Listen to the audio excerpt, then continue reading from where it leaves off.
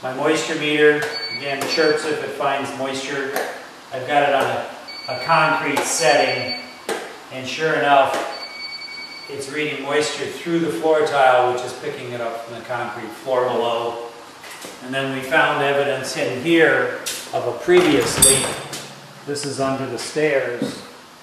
So if you can see the brown stain, I don't know how well that shows up on camera, but there's a brown stain coming down and all this tar, and that indicates to me that probably that driveway, this is the driveway side, that driveway does occasionally leak towards the house here. Not currently picking up moisture there. The floor, the floor is damp. The cat litter box, I think, used to be in there, because there's evidence of that.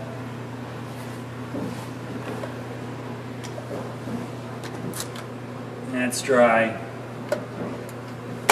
Dry, and it smells like cat in here. So you might want to tear this carpet out.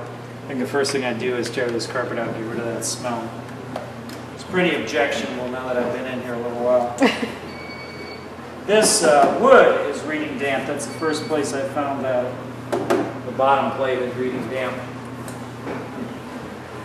The only other place I see where you have the moisture evidence is over by the electrical panel. Well, there's a stain on the floor, but that just looks like the water heater blew at some point. And then there's what we call rod hole stains here. And I think at some point these rod holes leaked a little bit. There's another one probably right here behind the panel. And there's a stain there, but it's currently dry. I'm not getting a reading there. Do notice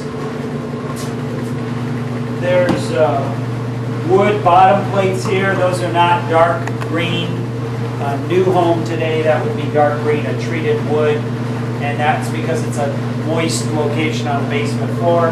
You do have a stain right here. See that stain?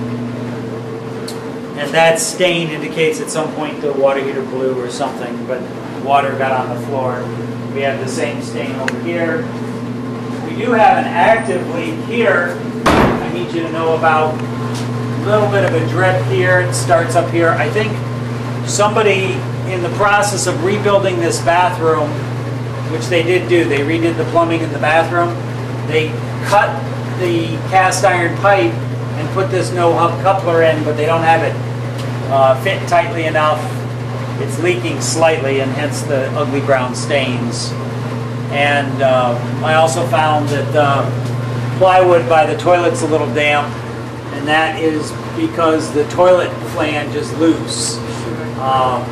The toilet was loose up there. And this is solid, but the toilet was loose from the flange.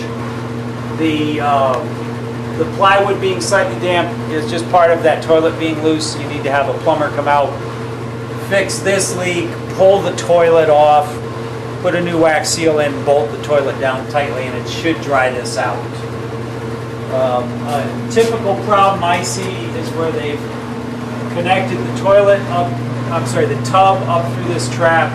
They've left this open, so my flashlight can actually go right up into the cavity underneath the tub. This is supposed to be sealed. In a new home, this would have to be sealed. This is one of those code updates. It's called fire stopping, draft stopping. You can choose to fire stop or draft stop this space.